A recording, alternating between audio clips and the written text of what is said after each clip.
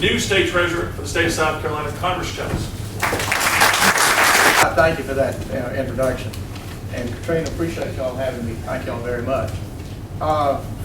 Before I get started, I really want to just let you know that actually this is the first kind of speaking engagement I've had since being treasurer. And from what I understand, this is where it all begins. And that's, I think that's a good start for me, to start where it all begins here in the Republican Party in Lexington County. There's no doubt that Lexington County has been one of our strong fortresses for the Republican Party, and it's all because of the hard work that you guys do when it comes time for election. We've got some major ones coming up in about 2 years, not 2 years, next year, with the presidential primaries coming up in about a year. And we need to just really get out and work hard, and I know y'all will do that. With that said, I see Ted over here. I want y'all to know with Ted, Mac, I don't know if Mac's still here, I saw him earlier, and a couple other, there he is back there. And Kenny Bingham, Nikki Haley, Chip Huggins, Kit Spires, Nathan Ballantyne. Y'all got to realize you got some strong representatives. I can promise you that. I've had my fights with them. They always beat me, but they've been really great to work with, and no matter what we've done, they've supported me in a lot of ways, and I do appreciate it, Ted and Mac, for what y'all done. One of the things that you don't may not realize, but in the last year in the treasurer's office, how many treasurers have we had? Right quick, it's 4. I'm the 4th one. And I plan on, before that, you know, I mean, we've had one treasurer for almost 30 years prior to that. I plan on being there, and with y'all's help, hope on staying there for the next 10 or 12 years if at all possible. So I plan on running for re-election when the time comes. Just a couple things from the treasurer's office. I'm not going to be long. I know a lot of you, just like when we have our meetings in Dorchester, I'm a committeeman in Dorchester County, and our meetings can drag out for an hour and a half real quick, and before you know it, it's 9 or 9:30, everybody's wanting to get home. And so I'm only going to take a few minutes. I just want to run over a few things we've been doing the first 30 days of the treasurer's office. A couple of things that you may or may not know, that we have what's called the Scholars Program for our college students, and it's a program where you can invest like a 529 plan. We have one of the best in the United States. One of the few things that we're really on top. We're in the top 8 in the United States, and the reason why is we have investment programs that you can invest your money in more ways than just a few, where the money actually accumulates at a faster rate. What's great about the program is that not only do you get a tax deduction going in, but when you bring the money back out, plus the earnings on it, as long as it's paid for colleges for your child or for your grandchild, then it's a tax. It's not. You don't have to pick it up in your taxes. So it's really a great plan to earn money. We've just raised it up to about $330,000 now that you can accumulate in that type program, and it's for one child. So you can do it in 3 children. It'd be almost $1 million you could accumulate as long as you're paying it on. You pay it back out on some type of college form. One of the other things that we have not done in the past, and we've been working on it, my predecessor had started it, and I plan on continuing, is maximizing our investments. What does that do? It does a couple of things.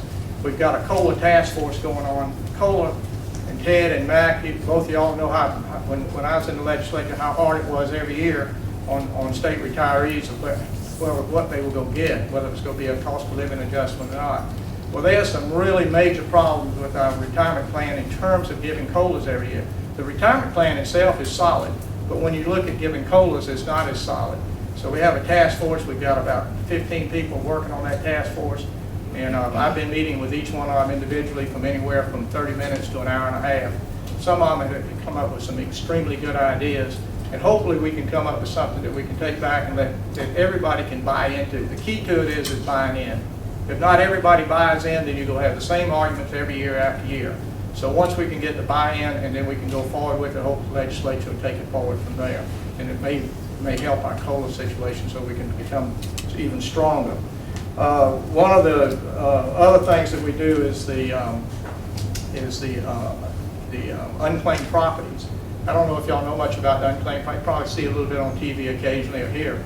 But we're planning on visiting every county in the state over the next year, if not even quicker than that, and then revisiting some. The last county we just went into, we took them a list of about 800 names 800 of those names were just on money that was unclaimed in that county from $500 or more. Max, real interesting was an Umflett was on that name. And, you know, we got David Umflett is one of the House members. Well, it wasn't his, but I looked at it and I said, there can't be many Umfletts in Monk's Corner. And sure enough, as soon as David saw it, he said, that's my cousin. And so he had some money coming back. So they going out to see his cousin. Before we left the county seat, they had already identified 6 or 8 members, the people that they saw on that list that they just moved. What happens, you move and your forwarding address doesn't get forwarded. Next thing you know, you might have a check that came back that you didn't get. It goes back to the place after a couple of years and it's sent to the state. And we've got over $200 million in unclaimed property. And we're looking for those people to find out who they are so we can give it to us. It doesn't ever, it's not ever truncated. It's never ended. It's always open to you, so there's no statute of limitations on it. So if you can come up and prove who you are, we can give it to you. But we also took some money back to the county itself. They had 2 or 3 checks that they had not claimed. So there's money out there, and we hope to make that a big program over the next few years. One of the biggest things that we do at the state fair, I don't know if everybody realizes how much money is in the state coffers, so to speak, and it's over $40 billion. And we need to safe keep that $40 billion. Most of it's in retirement and fund accounts, but there's another 8 to 10 billion that flows through in our general operations that come and go from federal and state funds. So what we're trying to do is maximize the return on all that. If we maximize the return, that will keep the pressure off any tax increases anybody might even think about doing. I know in this crowd that would be a no-no to even come up with the word tax increase to start with. So I'm going to do everything I can to make sure we maximize that so we don't have any possibility even thinking about it.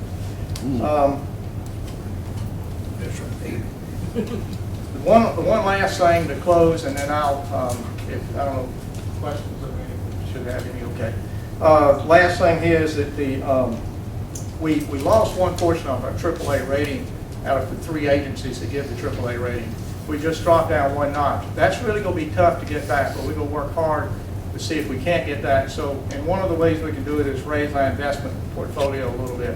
And if we could just get it up another few points, and that would help get that back and stabilize, hopefully some stabilization in some of the, 4 treasures in 1 year doesn't help. So hopefully we can stabilize that a little bit, and we'll be visiting those markets in the next month or so. So anyway, I'm gonna finish with that. Like I said, we got our work cut out for us in the next year and a half to bring the party back together. We had a little splinter in here. We just need to get it back. We're all Republicans, and we got to make sure we keep it that way. Thank you very much. I guess a couple of questions if anybody has any. Yes, sir. Yes, sir. I don't know if you have anything to do with a hospital situation. We were denied the right to have a heart wing or whatever added to our hospital. And maybe, I think what some of the thinking was because they thought it would be a burden on the taxpayer. But our hospital is in great shape. They could take care of it, wouldn't cost the taxpayer 1 dime. And I want to know if you wanted to board not put 2 cents worth in there for that. 2 cents worth. Well, I helped you. I tried to help you with that. Well, I had one of those. That was one of them. I did try to help.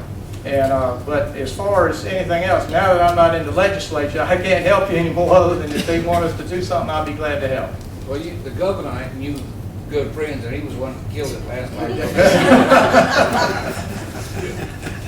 Well, believe it or not, he might be coming to a party they're giving for me in Somerville in about 3 weeks. So I told him to sure bring him on. There you go. Now, I think you mentioned Terry, did you not? The Terry program? Yes. Is there? Terry I mentioned it in terms of the retirement, yes. I understand. But the Terry program is really a program that is just killing us. And it wasn't never intended to be what it is to begin with.